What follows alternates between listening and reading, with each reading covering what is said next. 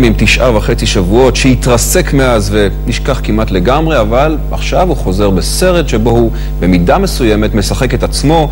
איך נאמר, לא הייתה לו בעיה להיכנס לתפקיד וזה מצליח. תמרי שלום פגשה אותו בלונדון.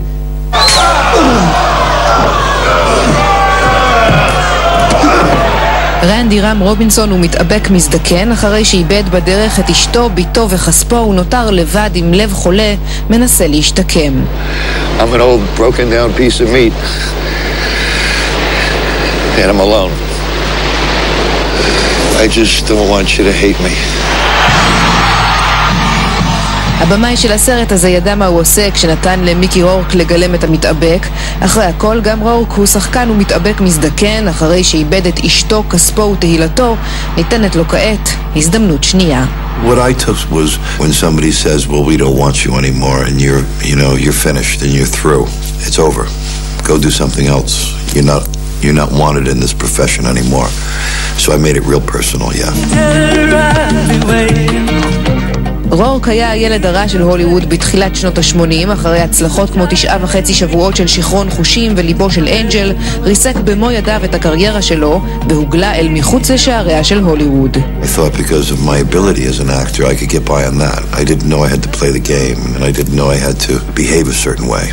It was the shit that was going on in my personal life. It was living beyond my means in a big house with fancy cars and having to do shitty movies to pay off a mortgage and then going to work and not respecting the material and the director. So it's important for me now that to live within my means and to work with material that I respect, with directors that I respect, and even if I have to take less money, that's okay because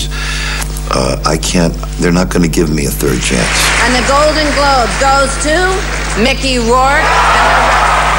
ורורק מנצל היטב את ההזדמנות השנייה שלו. בחודשיים האחרונים זכה בגלובוס הזהב ובפרס הבאפטה הבריטי על משחקו במתאבק. I'd like to thank all my dogs because sometimes when a man's alone, that's all you got is your dog, and they meant the world to me.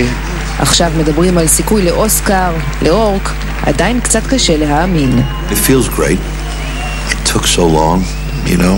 I thought I could turn it all around in a year or 2 or 3, and then it went past 10 and past 11, and I thought, maybe the party is over.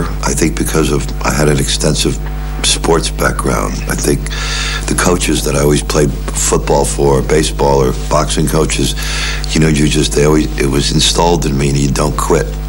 You just, no matter, even if you can't get up, you can't quit, Maybe it's because I'm a woman. I just can't make sense out of professional wrestling. What is in it that you love so much?